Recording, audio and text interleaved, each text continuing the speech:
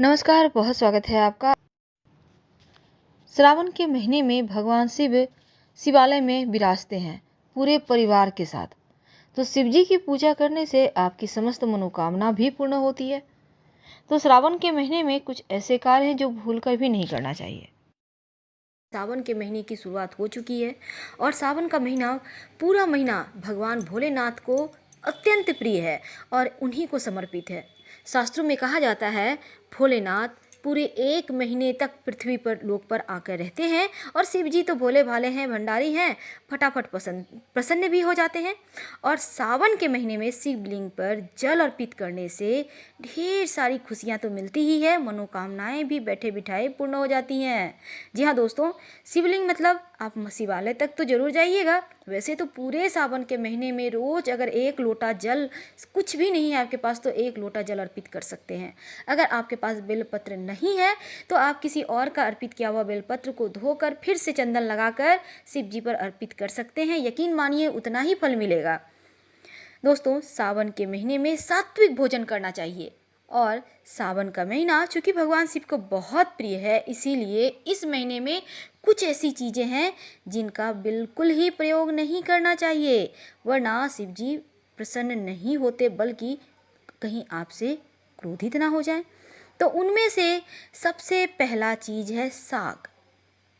कोई भी साग हो, हरी पत्तेदार सब्जियां हो, सावन के महीने में नहीं खाना चाहिए क्योंकि इस समय पित्त बढ़ाने वाले तत्व की मात्रा बढ़ जाती है और सावन के महीने में कीट पतंगों की संख्या भी बढ़ जाती है जो सेहत के लिए, स्वास्थ्य के लिए नुकसानदायक होती है। इसलिए नहीं खानी चाहिए, बचना चाहिए। शिवलिंग पर हल्दी नहीं अर्पित करना चाहिए, पता है ना, क्योंकि शिवलिंग पुरुष तत्व है और हल्दी स्त्री तत्व। अगर आपको अर्पित करना है हल्दी तो बेदी बना होता है शिवलिंग के पास, वहाँ पर अर्पित कर सकते हैं। सावन के महीने में दूध का सेवन नहीं करना चाहिए क्योंकि शिव जी को दूध से अभिषेक किया जाता है और इसीलिए दूध जो पित्त बढ़ाने वाला भी होता है, बरसात के मौसम में सावन के महीने में सेवन नहीं करना चाहिए। खासकर जब आप फास्ट रखते हैं सोमवार का तो दूध का सेवन नहीं कीजिएगा क्योंकि शिव जी का कोई भी फास्ट में दूध नहीं खाना चाहिए, ऐसा हमारे शास्त्र कहते हैं। सावन के महीना में बैगन नहीं खाना चाहिए। बैंगन को हमारे शास्त्रों में अशुद्ध माना गया है, तभी तो एकादशी की तिथि में या फिर नवरात्रा में भी बैगन नहीं खाया जाता है। अगर वैज्ञानिक की दृष्टि से देखें तो बैगन में कीड़े मकोड़े ज़्यादा होते हैं, इसीलिए पूजा पाठ के समय इसे नहीं खाया जाता है। और सावन के महीने में मन को पवित्र रखिए, सारी बुरे विचार से दूर हो जाए। अगर आपके घर के दरवाजे के पास गाय सांड आ जाए तो मार के मत भगाइएगा, बल्कि कुछ खाने को जरूर दे दीजिएगा क्योंकि सांड यानी नंदी शिव जी की सवारी हैं, तो उन्हें प्रसन्न रखिएगा। तभी तो शिव जी नंदी जो हैं, जिनके कान में हम पूजा पाठ करने के बाद अपनी मनोकामनाएं कहते हैं, शिव जी तक आपकी पहुंचाएंगे।